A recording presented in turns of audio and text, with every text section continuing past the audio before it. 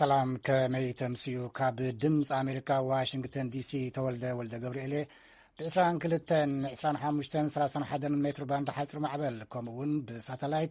VOA 24 يمحلالف ملو معربي 17 مسكرم كلتشحن 21 وشعات مسكرم كلتشحن 14 بزعبا معقبات بايدنن قبل ملسن ابزينان دحر زينان كسمعيو كاب كلل تግራይ ድማ ካብ ገለ ሓረስቶት ወረዳ ጎሎ መኸዳ በዛዕባ ኩነታቶም ርእይቶ ክንሰምዕና ተረኛ መደብ ቅሐ ጽልሚ እዩ ንሕጺቲ ሽልማት ሶቲኪ አካዳሚ ዊንታ ገረዝጊሄር ክነቕርባይና ሰናይ ምክትታል ናብ ዕለታዊ ዜና ገብረ መድህን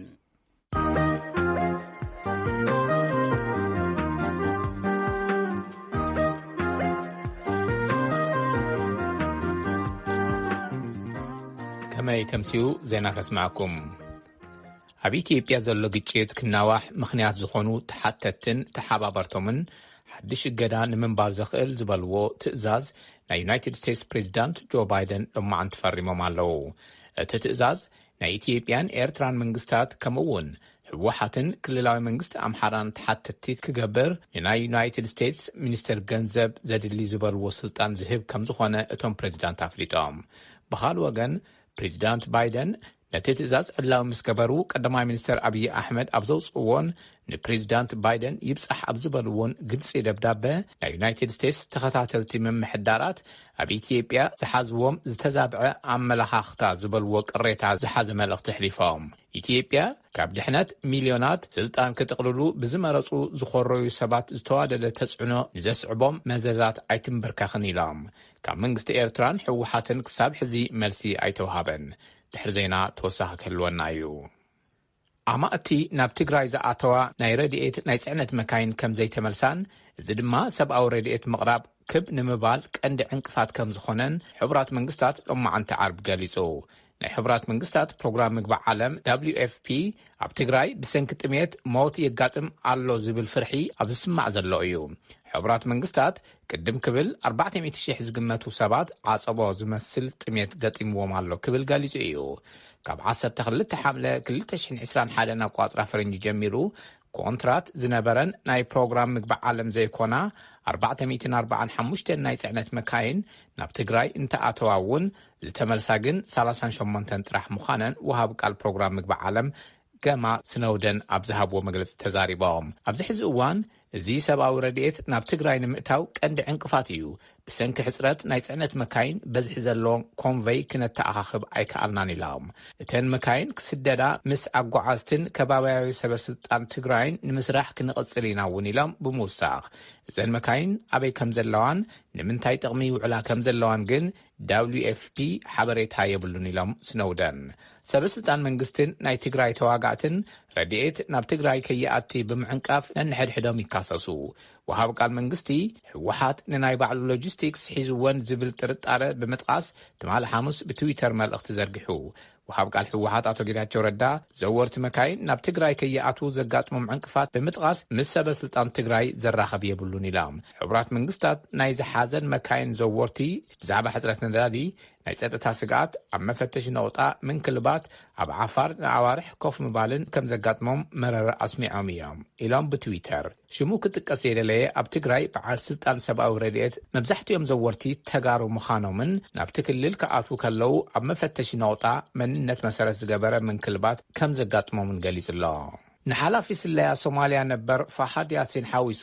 ተሳፈርቲ ሒዛ ብጅቡቲ ኣቢላ ናብ ሞቃዲሾ ክትበርር መደብ ዝነበራ መገዲ ኣየር ቱርኪ ኣንፈታ ቀይራ ንኢስታንቡል ቱርኪ ክትምለስ እያ። እዚ ከምዚ ኢሉ ካሎ ፕሬዚዳንት ሶማልያ ንስልጣን ቀዳማይ ሚኒስተር እቲ ሃገር ከም ዝገደብዎ ዝረኸብናዮ ዜና ሓቢሩ። ሃሩን ማዕሩፍን መሐመድ ካዩን ንዘዳልዎ ሪፖርት በትረ ስልጣን ካቕርቦ እዩ። ሚኒስትር ወፃኢ ጅቡቲ መሐመድ ዓሊ የሱፍ ብጅቡቲ ገይራ ናብ ሞቃዲሾ ክትበገስ ኣበረራ ዝነበረት መገዲ ኣየር ቱርኪ ናብ ዝተበገሰትሉ ኢስታንቡል ቱርኪ ክትምለስ ከም ዝተወሰነ ገሊጾም እዮም። እታ ነፋሪት ብሰንኪ ቴክኒካዊ ጸገም ካብ ጅቡቲ ከም ዘይተበገሰት እውን እቶም በዓል ስልጣን ጠቂሶም። መሐመድ ዓሊ የሱፍ ኣብ ዝጸሓፍዎ ትዊተር ናብ ሞቃዲሾ ክትሓልፍ ዝነበራ መገዲ ኣየር ቱርኪ ብመሰረት ፓይለት እታ ነፋሪት ዝሃበ ሓበሬታ ቴክኒካዊ ጸገም ስለ ዘጋጠማ ካብ ጅቡቲ ኣይተበገሰትን ይብሉ። እዚ ከምዚ ኢሉ ከሎ ወሃቢ ቃል ቪላ ሶማልያ ወይ ከዓ ቤት ጽሕፈት ፕረዚደንት ሶማልያ ማለት እዩ ዓብድራሺድ መሐመድ ሓሺ በቲ ጅቡቲ ኣብ ልዕሊ ተሳፈርቲ ፈጺማቶ ዝበሎም ምጥዓስ ዓለም ለኸ ሕጊ ዘጣዓስ እዩ ይብል። ጅቡቲ ነቲ ሓላፊ መገዲ ናብ ሞቃዲሾ ንኽኣቱ ክተፍቅደሉ እውን ሓቲቱ። ሚኒስትር ወፃኢ ጅቡቲ ግና ነቲ ካብ ሶማልያ ዝተዋህበ መግለጺ መደናገሪ ዜና ክብል ይነስጎ። ኣብ ማሕበራዊ ሚድያ ዝዝርጋሕ መደናገሪ ዜና ኣሎ። ንጅቡቲ ናብ ናይ ሶማልያ ውሽጣዊ ብድሆታትን ቅልውላውን ንምሕዋስ ዝግበር ምድንጋር ኣሎ ይብል መግለጺ ጅቡቲ። ምንጭታት ስለያ ሞቃዲሾ ንቪኦኤ ኣብ ዝሃብዎ ሓበሬታ መገዲ ኣየር ቱርኪ ነቲ ሶማልያዊ ሓላፊ ስለያ ዝነበረ ፋሓድ ያሲን ናብ ሞቃዲሾ ሒዛቶ ንኸይተኣቱ ሰበስልጣን ሶማልያ መምርሒ ከም ዝሃቡ ኣረጋጊጾም ኣለዉ ይብሉ። ኣብ መንጎ ፕረዚደንት መሐመድ ዓብዱላሂ ፎርማጆን ቀዳማ ሚኒስትር ሑሴን ሮብለን ዝነበረ ርክብ ብሰንኪ ጉዳይ ምስዋር ኣባል ስለያ ዝነበረ ሶማልያዊት ኤክራን ተኽሊን ፈራሕ ተባላሽዮ ኣሎ። ፕረዚደንት ፎርማጆ ንስልጣን ቀዳማይ ሚኒስትር ሮብለ ንሕገ መንግስቲ ጥሒሱ ምስ ፕረዚደንት ሰናይ ናይ ስራሕ ርክብ የብሉን ኢሎም ንገለ ካብ ስልጣን እቲ ቀዳማይ ሚኒስትር ከም ዝገደቡ ትማሊ ሐሙስ መግለጺ ብሃቦም ይዝከር።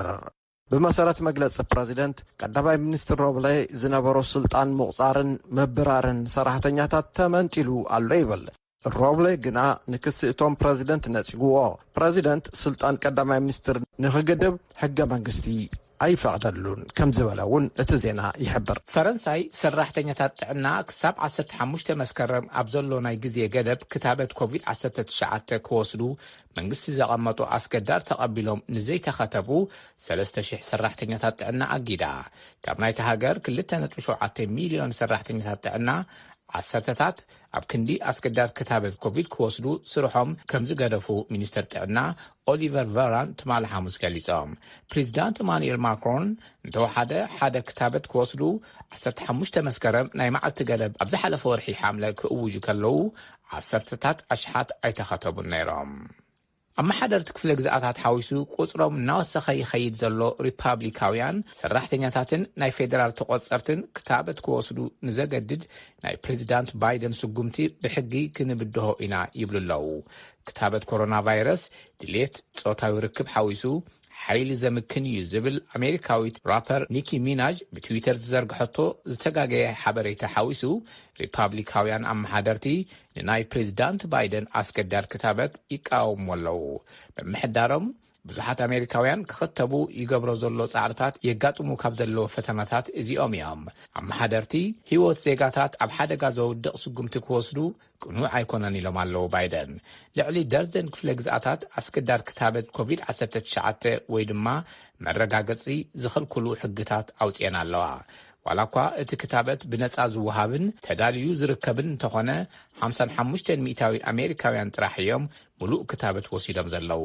80 ሚእታዊ ዴሞክራትን ደገፍቲ ፖለቲካዊ ፓርቲ ዘይኮኑ ልዕሊ 60 ሚእታዊ ነቲ ኣስገዳድ ክድግፍዎ ከለዉ 30 ሚእታዊ ሪፓብሊካውያን ጥራሕ ድማ ይድግፍዎ።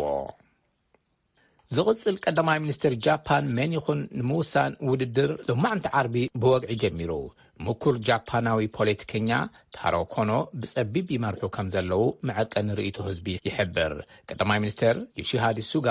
መንግስቲ ንኮሮና ቫይረስ ክቆጻጸሮ ኣይከኣለን ብዝብል ህዝባዊ ጓሂ ዝተዓጀበ ናይ ሓደ ዓመት ስልጣኖም ከም ዘብቅዕ ኣብ መጀመርያ እዚ ወርሒ ኣፍሊጦም። ብርግጽ ዝቕጽል ቀዳማይ ሚኒስተር ንዓሰርተታት ዓመታት ንፖለቲካ ጃፓን ካብ ዝዓብለለ ገዛኢ ፓርቲ ሊበራል ዴሞክራቲክ ፓርቲ እዩ ክኸውን። ቀዳማይ ዙር መሃብ ድምፂ 29 መስከረም እዩ ክካየድ። ድምፂ ዝህቡ ናይቲ ገዛኢ ፓርቲ ኣባላት ፓርላማን ተራ ኣባላት እቲ ፓርቲን እዮም። መብዛሕትኦም መዐቀንታት ርእይቶ ህዝቢ ኮኖ ይመርሑ ከም ዘለዉ እንተሓበሩ እውን ቅድሚ ሎሚ ብርክት ዝበሉ ምርጫታት ካብ ትፅቢት ወፃኢ ኮይኖም እዮም። ናይ ቀደም ሚኒስተር ወፃኢ ፋሚዮ ኪሻዳ ናይ ኮኖ ቀንዲ ተነሓናሐ እዮም። ብልስሉስ ዘረብኦም ዝፍለጡ ኪሺዲ ካብ ሊበራል ክንፊ ናይቲ ገዛኢ ፓርቲ ዝመፁ እዮም። ኣብ መወዳእታ ህንዲ ሸቶታት ሓምለዋይ ጸዓት ወይ ኢነርጂ ንምዕዋትን ኣብ ከተማታት ህንዲ ብኽለት ኣየር ንምንካይን ጎኒ ንጎኒ ድማ ናይ መካይን ኢንዱስትሪኣ ንምድንፋዕ መንግስቲ ህንዲ ብኤሌክትሪክን ብናይ ሃይድሮጅን ነዳዲ ዝሰርሓ መካይን ንምትብባዕ $3.6 ቢልዮን ከም ዝመደበ ረቡዕ ኣፍሊጡ። እቲ ትልሚ ህንዲ ንዝላ ናብ ንጹህ ከባቢነት እትገብሮ ጻዕሪ ዝሕግዝ ኣፍረይቲ መካይን ኣብ ንጹህ ቴክኖሎጂ መካይን ክምውሉ ምትብባዕ ዝሓወሰ ምዃኑ መግለጺ ካቢኔ ሓቢሩ። እቲ ሃገር ኣብ 2030 100% ናይ ኤሌክትሪክ መካይን ንምግባር ቅድሚ 4 ዓመት ሸቶ እንተቐመጠት እውን ካብ ጋዝ ጽሩያት ዝኾና መካይን ግን ካብ ናይቲ ሃገር መካይን ኣዝየን ዝተሓታ እየን። እቲ ትልሚ ኣስታት $5.8 ቢልዮን ኢንቨስትመንት ብምምንጫውን ናይቲ ሃገር ሓፈሻዊ እቶት ውሽጢ ዓዲ $100 ቢልዮን ከም ዘወፍን 750,000 ናይ ስራሕ ዕድል ከም ዝፈጥርን እዩ ገሊጹ ዘሎ። ዜና ኣብዚ ይፍጸም።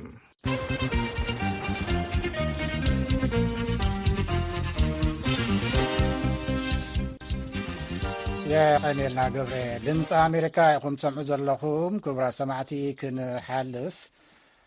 ፕሬዚደንት ዩናይትድ ስቴትስ ጆ ባይደን ኣብ ቅልውላዊ ኢትዮጵያ ምስ ምኽባር ሰብኣዊ ጉዳያትን ሰብኣዊ መስላትን ብዝተሓሓዝ ኣብ ልዕሊ ዝተወሰኑ ሰባት ማዕቀባት ክግበር ፕሬዚደንታዊ ትእዛዝ ሂቡሎም። ኣብ ዋይት ሃውስ ሎሚ ወግዓዊ ዝገበሮ ፕሬዚደንታዊ ትእዛዝ እቲ ፕሬዚደንት ነዚ ትእዛዝ ዝሃበ ብመሰረት ሕገ መንግስትን ሕግታት ዩናይትድ ስቴትስን እንኮላይ ብመሰረት ኣዋጅ ዓለም ለኸ ህፁፅ ስልጣን ኢኮኖሚ IEEPA ሃገራዊ ህፁፅ ኣዋጅ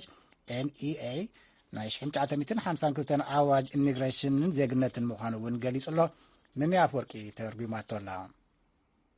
ኣብቲ ትእዛዝ ፕሬዚደንት ጆ ባይደን ኩነታት ሰሜን ኢትዮጵያ ንሰላም ጸጥታን ምርግጋእን ኢትዮጵያን ዝዓበየ ዞባ ቀርኒ ኣፍሪቃን ብዘስግእ ምንቅስቃሳት ዝልለ ኮይኑሎ ብፍላይ ዝተጋፍሐ ህውከት ግፍዕታትን ዘርኢ መሰረት ዝገበረ ከበድቲ ምግሃሳ ሰብኣዊ መሰላትን ጸወታዊ ዓመፅ ካልኦት መልክዓት ጾታ መሰረት ዝገበረ ህውከትን ምትዕንቃፍ ስራሓት ሰብኣዊ ረድኤትን ኮይኑ ዘይዝውትርን ንበይኑ ዝዓይነቱ ስጋት ሃገራዊ ጸጥታን ፖሊሲ ወጻኢ ሕቡራት መንግስታት ኣሜሪካን ኮይኑሎ ስለዚ ከዓ ነዚ ስጋኣትን ምፍታሕ ህፁፅ ፕሬዚደንታዊ ኣዋጅ ይሕልፍ ኣለኹ ኢሎም ኣለዉ። እቲ በቲ ኣብ ሰሜናዊ ኢትዮጵያ ዘሎ ህውከት ሓዘል ጎንፂ ዝተፈጥረ ሰፊሕ ሰብኣዊ ቅልውላው ንሚልዮናት ሰባት ተጸበይቲ ሰብኣዊ ረድኤት ዝገበረን ሙሉእ ክልል ኣብ ድርኩኺት ዓጸቦ ዘእተወን እውን ኢሎም ኣለዉ። ኣብ ልዕሊቶም ነዚ ቅልውላው ዝተሓተቲ ዝኾኑ ቀጻሊ ጸቕጢ እናተገብረውን ሕቡራት መንግስታት ኣሜሪካ እገዳ ንዘይተገብረሎም ካብ ሰባት ዝለኣኽ ገንዘብ ናብ ሰባት ክበጽሕ ነቲ ኣብ ሓደጋ ዘሎ ህዝብን ቀርኒ ኣፍሪቃን ብዓብዩ መንግስታት ዓለም ለኸ ትካላትን ዘይመንግስታዊ ትካላትን ሓዊሱ ብሕጋውን ግሉጽን መስመራት ሰብኣዊ ረድኤት ምውሓዙ ሕቡራት መንግስታት ከተረጋግጽ ትደሊ ኢሎም ኣለዉ።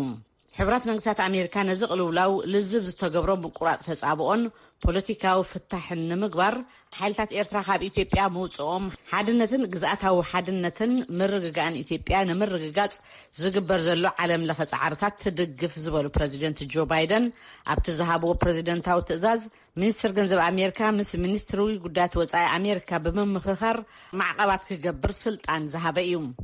ኣብቲ ትእዛዝ ተዘርዚሩ ካብ ዘሎ ኣብቲ ኣብ ኢትዮጵያ ዘሎ ስጋት ጸጥታን ዘይምርግጋእን ዝተዋስአ ወይ እቲ ቅልውላው ኣብ ሰሜን ኢትዮጵያ ክጋፋሕ ምቁራጽ ተጻብኦ ወይ ከይዲ ሰላም ከይግበር ዘተዓናቐፈ ኣብ ልዕሊ ሰራሕተኛታት ሰብኣዊ ረድኤትን ሰብኣዊ ፕሮጀክታትን መጥቃዕቲ ዝፈጸመ ሰላማውያን ሰባት ዒላማ ዝገበረ ዝጨወየ ኣገዲዱ ዘመዛበለ ኣብያተ ትምህርቲ ሆስፒታላት ትካላት ሃይማኖት ሰላማውያን ሰባት ዝተዓቕብሉ ዘጥቅዐ ንዓለም ለኸ ሕጊ ዝጠሓሰ እዩ ዝብል ይርከቦ። ሚኒስትር ገንዘብ ምስ ሚኒስትሪ ጉዳያት ወጻኢ ድሕሪ ምምኽኻር ኣብዞም ተግባራት ከም ዝተኻፈለ ኣብ ልዕሊ ዝተፈልጠ ሓደ ወጻእተኛ ሰብ ወይ ከዓ ኣካላት ሚኒስትር ገንዘብ ኣሜሪካ ብመሰረት እቶም ተዘርዚሮም ዘለዉ ሕግታት ማዕቀባት ክገብር ስልጣን ተዋሂብዎሎም። ኣብቲ ዝተዋሃበ ትእዛዝ ሰባት፣ መንግስታት፣ ትካላት፣ ኣካላትን ጉጅለታትን ነቲ ኣብቲ ሕግታት ሕቡራት መንግስታት ኣሜሪካ ተዘርዚሩ ዘሎ ዝጠሓሱን ንዓኣቶም ወኪሉ ዝሰርሕን እውን ዘጠቃልል እዩ።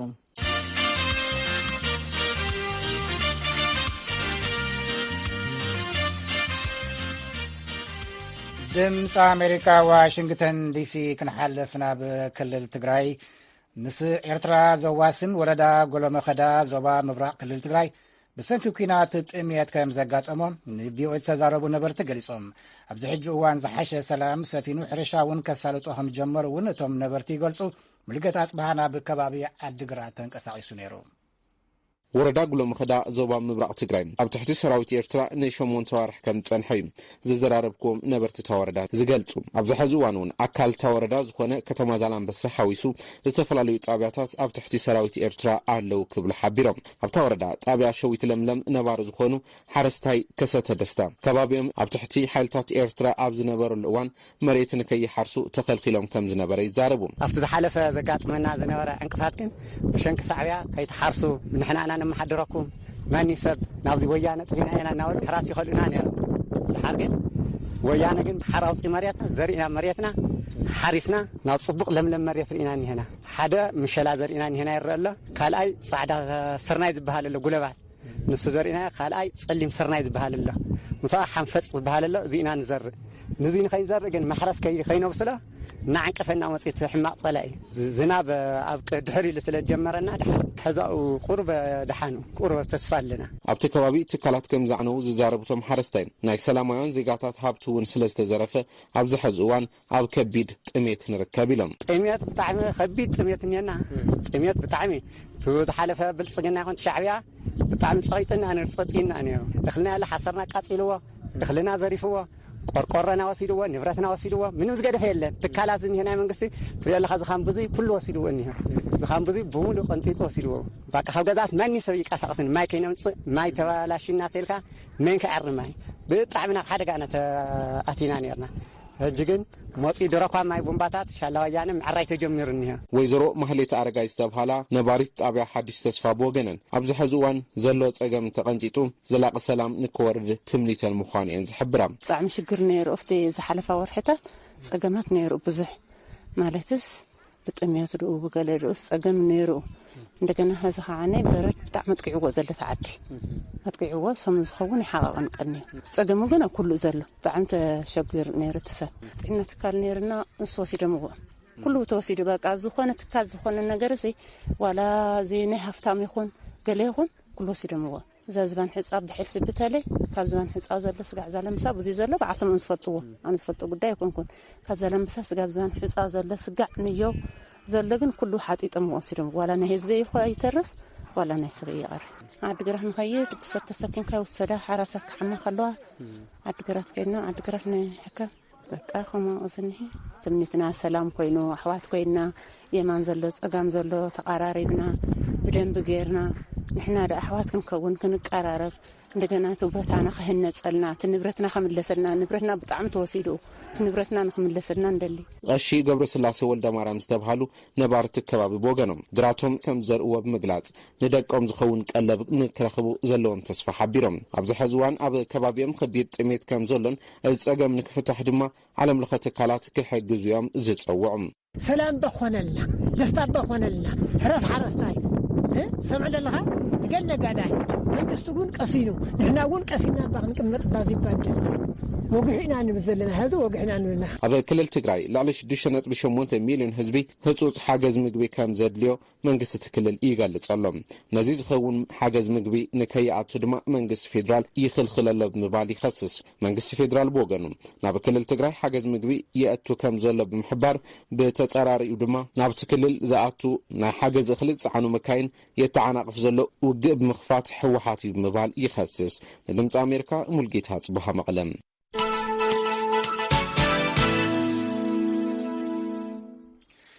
يغني لام لقيتا دمص امريكا سمعوا لكم كاب واشنطن استوديو كلت كنحلف ناترنيا مدب كحصلمي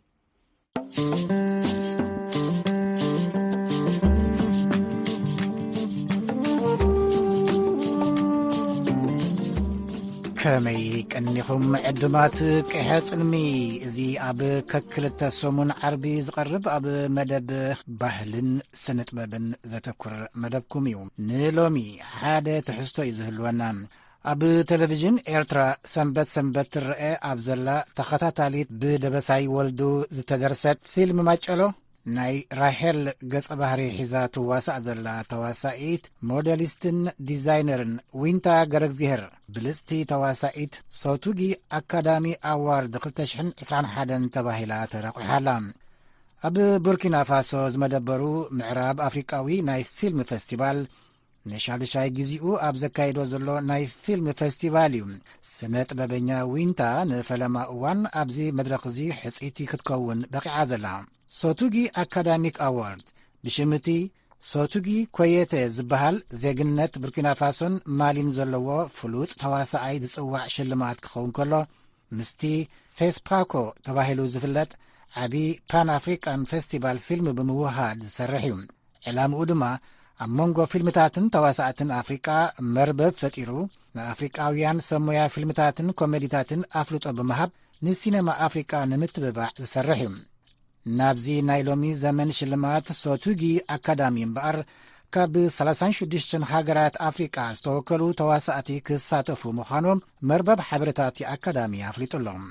ናብዚ ዝመጽእ ሕዳር ዝካየድ ስነ ስርዓት ሽልማት ብልጽቲ ተዋሳኢት ሶቱጊ አካዳሚ ኮይና ዝተሓፀየት ኤርትራዊት ስነ ጥበበኛ ዊንታ ገረግዚር ንቪኦኤ ኣብ ዝሃበቶ ሓፂር ቃለ መሕተት እዚ በፂሕዮ ዘለኹ ደረጃ ውፅኢት ካብ ሕፃንነተይ ጀሚረ ዘካየድክዎ ጻዕሪ እዩ ክትብል ተዛሪባላ ምስ ተዋሳኢት ሞዴሊስትን ዲዛይነርን ዊንታ ገረግዚር ዝተገብረ ቃለ መሕተት ይስዕብ ወኪልና ብርሃነ በርሀዩ ኣብ ኣስመራ ረኺቡ ኣዘራሪብዋ ስነ ጥበበኛ ዊንታ ገረግዚር ኣብ ሶቱጊ አካዳሚ አዋርድ ተሓፂኸ ኣለኹሞ ፈለማ እንኳ ሓጎሰክ ይብል ነቲ ሽልማት ተሓፂኸ ከምሰለኺ ምስ ፈለጥ እንታይ ተሰሚዕክ ብጣዕሚ ዓበ ሓጎስ ክትዛረበሉ ብቃል ዘይትኽእል ሓጎስን ካልእ ክርዳእካ ዘይክእል ስምዒት እዩ ኣብ ውሽጠይ ዘለኒ ምክንያቱ ነዊሕ ዓመታት ዝሰራሕካሉ ስራሕ ከምዚ ዓይነት ፍረ ክትረኽበሉ ብጣዕሚ እዩ ድሕጉሰካ ብጣዕሚ እየ ሕጉስቲ እንኳዕ ሓጎሰናኻ ንብምላዕና ስነ ጥበበኛታት ማለት እዩ ይብል እቲ ሽልማት ሶቱጊ አካዳሚ አዋርድ እዩ ዝበሃል ኣብ ቡርኪና ፋሶ እዩ ክካየድ ኣብ ኖቨምበር 13 ከዓ እቲ መደብ ክጅምር ማለት እዩ ብዙሓት ተዋሳእቲ ካብ ዝተፈላለዩ ዓዲ ኣብቲ መደብ ኣለዉ እዚ ሃገራዊ መድረኽ ከዓ ሽምካን ሽም ዓድኻን ባንዴራኻን ተላለየሉ መድረኽ ስለ ዝኾነ ቀሊል መደብ ኣይኮነን ማለት እዩ ዝዓበየ ፕሮግራም ምናልባት እስኪ እስኺ ከም ጓል ኣንስተይቲ ከም ኤርትራዊት ተዋሳኢት ኣብ ከምዚ ዓይነት መድረኽ ምውድዳር እንታይ ረብሓት ኣለዎ ትብል እዚ ከምዚ ዓይነት ውድድር ብጣዕሚ ዓብ ረብሓ ኣለዎ ከምዚ ዓይነት ውድድር እንድሕር ኣሎ ኮይኑ ዝዓበየ ስራሕ ክትሰርሕ ኢኻ ትደሊ ምክንያቱ ንውድድር ኢኻ ትቐርብ ዘለኻ ካብቲ ትሰርሖ ዝነበርካ መሊስካ ንኽትሰርሕ ካብቲ ኣብ መዓልታዊ ስራሕካ ተተግብሮ ዝነበርካ ነገራት ዝያዳ ንኽዓቢ እዩ ዓብ ተራ ዘለዎ እዚ መድረኽ እዚ ከዓ ቀሊል ነገር ኣይኮነን ንብምላዕና ስነ ጥበባውያን ማለት እዩ ዓብ መድረኽ ተኸፊትልና ደሎ እዚ ዓብ መድረኽ ተኸፊትልና ደሎ ከዓ ክንጥቀመሉን ኣብ ማዕላ ከነብዕሎን ደስ ይብለና ማለት እዩ ኣብ ከምዚ ዓይነት መድረኽ ምውድዳር እንታይ ብልጫ ኣለዎ ዓብ ብልጫ እዩ ዘለዎ ንኣብነት ብዛዕባ ባህሊ ታሪክ መንነት ህዝቢ ኤርትራን ብዓብዪ ከዓ ንሃገርና ኤርትራ ንምልላይ ዓብ ተራ ኣለዎ ካልኣይ ከዓ ደረጃ ፊልም ሃገርና ምስ ካልኦት ሃገራት ምውድዳር ዘለናዮ ደረጃ ክንመዝንን ብኡቢልና ከዓ ነቲ ብልጫናን ደኽመትናን ከነለሊ ይሕግዘና ነቶም ተዋሳእትን ኣብ ፊልም ኢንዳስትሪ ኤርትራ ዘለዉ ኩሎም ተዋሳእቲ ከዓ ካብ ሃገር ወፃኢ ሌላ ንኽረኽቡ ናቱ ኣገዳስነት ዘለዎ ኮይኑ ይስማዓኒ ንዓይ ማለት እዩ ምናልባት እስኪ ናብ ራሄል መልሰክሞ ንራሄል ኣብ ማጨሎ ከም ገጸ ባህሪ ከመይ ትገልጽያ ራሄል ኣብ ፊልም ማጨሎ ንዓይ ማለት እዩ ዊንታ ከም ካራክተር ደስ ትብለኒ ተዋሳኢት እያ ምክንያቱ እታ ራሄል ትብል ካስት ንሓደ ሰብ ደጋዊ ትርኢቱ ውሽጣዊ መምዘኒኡ ኣይኮነን ትብል ተራሒዚያ ኣብቲ ናይ ማጨሎ ዛንታ ዘላ ማለት እዩ ምክንያቱ ንሓደ ሰብ ደጋዊ ትርኢቱስ ውሽጣዊ መምዘኒ ኣይኮነን ራሄል ኣነኻ ኣብ ዊንታ ኮይነን ራሄል ክሪኣ ከለኹ ብጣዕሚ እየ ዘድንቃ ምክንያቱ ኩሉ ግዜ ፊልም ክትሰርሕ ከለኻ ክትምህረሉ ከተዘናግዓሉ መልእኽቲ ክትሕልፈሉ እንዲኻ ትሰርሕ ራሄል ከዓ ኣብ ህዝቢ መልእኽቲ ተመሓላልፍ ለባም ህድእቲ እቲ ክኸውን ዘለዎ ክኸውን ከም ዘለዎ ትገብር ራሄል ንፍዕቲ ለባም ኣብ መርገፂያት ትኽድበለት ንሓቂ ሓቂ ንጌጋ ጌጋ ነቲ ክኸውን ዘለዎ ክኸውን ኣለዎ ትብል ትኺላ ትኸይድ ዘይከውን ነገራት ደይ ተቕበሎ ዓይነት ካራክተር ብጣዕሚ ድፈትዋ ካራክተር ከዓ ንዓይ ማለት እዩ ምናልባት እዛ ካራክተር ዶ ትኸውን ነቲ ናትካ ዓቕም ኣብ ውፃእ ሕጊዛትን ትብሉ ዶ ምናልባት ምናልባት ክኸውን ይኽእል እዩ መወዳእታ መልእኽቲ ክትሕልፍዮ ትደሊ ተልዩ እንታይ ዕድል ከበኪ ሓራይ ቀኒለይ ብዓቢኡ ندمصي أمريكا بتعمئي زمسكناكم معناته مس أوشتنا بدقن دلو سب كم زجركم زرخبكم مني مس دقفتي فتوتي بتعمئي دمسكن بمقصال كابت أنا نتي كسب ذا ساعات زي أبصرحي أكله ناتي نجر أبغوني كوينهم بمورال كل نجر كابغوني زي تتلي سدراي بلبي دمسكن نبملهم أبالات ماجولو انقع حقوسنا انقع كم زبال احنا نتدي سرحنا يسرحكا انقع فرار خدنا له انقع حقوسنا كبلو ميدالي اوش تقلب بسبب اندا اتواننا ويح عمتات بسرح دراسي دبساي والدخا بتعمي دمسكنو نبملو حزب ኤርትራ اوش تنا بدغن زنبر يعني لي سنه طبيعኛ وينتا غرزغير حوتن اسفالطون من يلكي يقني لي የቀኒልና ብርሃነ ጽቡዕ ዕድል ዊንታ ኣብ ዘረባና ፍሉጥ ተዋሳኣይ ዝነበረ ቡርኪና ማላዊ ሶቲጊ ኮየተ ኣብ 2010 ካብዛ ዓለም ብሞት ዝተፈለየ ክኸውን ከሎ ብሽሙ ዝጽዋዕ ሶቲጊ ኣካዳሚ ኣዋርድ ዝመጽእ ሕዳር ንሻድሻይ ጊዜ እዩ ዝካየድ ዘሎ ፊልምታት ኤርትራ ብፍላይ ኣብዚ ኣብ ዩናይትድ ስቴትስ ኣብ ዝካየድ ፌስቲቫል ፊልም ኣብ ዝተፈላለየ እዋናት ዝተፈላለየ ሽልማታት ዝተዓወታ እኳ እንተኾና ኤርትራ ኣብዚ ኣፍሪቃዊ ናይ ኦጋዱጉ ኣካዳሚክ ኣዋርድ ክትሳተፍ ግን ንመጀመርያ ጊዜ እዩ ኣብ ዘቤታዊ ቋንቋታት ዘተኩር ፊልምታት ኤርትራ ንናይ ወፃኢ ተዓዘብቲ ተባሂሉ ዝስራሕ ፊልምታት እውን ስለ ዝውሕዶ ዶ ይኸውን ዝብል ሕቶ ኣልዒልና ኣብ ቀጻሊ ክንምለሰኩም ኢና እዚ ሕጽልሚ እዩ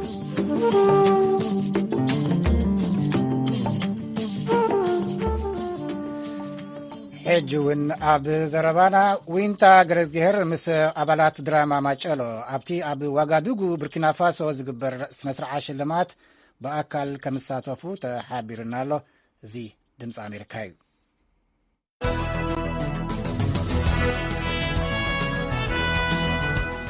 ሓበሬታ ለውጢ መስመር ፈነወ ሳተላይት ሬድዮ ድምፂ ኣሜሪካ ናብ ኢትዮሳት ይሰግራሎ ሬድዮ ቴሌቪዥንን ፈነወታት ቀርኒ ኣፍሪቃ ማለት ኣምሓርኛ ኣፋን ኦሮሞ ትግርኛን መደብ መንእስያት ጋቢናን ቪኦኤ ተመልከትናን ሰማዕትናን ካብ ሶኒ 10 መስከረም 2014 ዓመተ ምህረት ኢትዮጵያ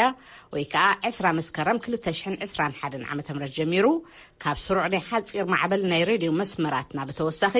ብሳተላይት ቴሌቪዥን በዞም ዝስዕቡ ኣድራሻታትና ክትረኽቡና ትኽእሉ ኢኹም ኣብ ቪኦኤ ቻነል ኢትዮጵያ NSS 12 ኢትዮሳት ቨርቹዋል ቻነል 57 ዲግሪስ ዌስት መለለይ ቁጽሪ ሲስተም ቨርቹዋል ቻነል VC/SID ንኢትዮጵያ ኤርትራን ጅቡትን ተመልከትናን ሰማዕትናን 6230 ንሶማል 6231 ንኬንያ 6232 ንቪኦኤ 24 ተኸታተልትና 6233 ንቪኦኤ ቲቪ ኣፍነት HD TV MC-06 ተመልከትና 6229 እዩ ዝርዝር ሓበሬታ ፈነወ መስመራትና ኣብ መርበብ ሓበሬታናን ማሕበራዊ ገጻት መራኸቢታትናን ክትረኽብዎ ትኽእሉ ኢኹም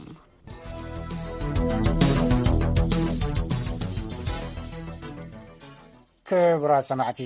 ምስ ዋና ሰናዳኢ ኣብርሃም ተስፋ ልኡል ኢንጂነር ቮይቴክ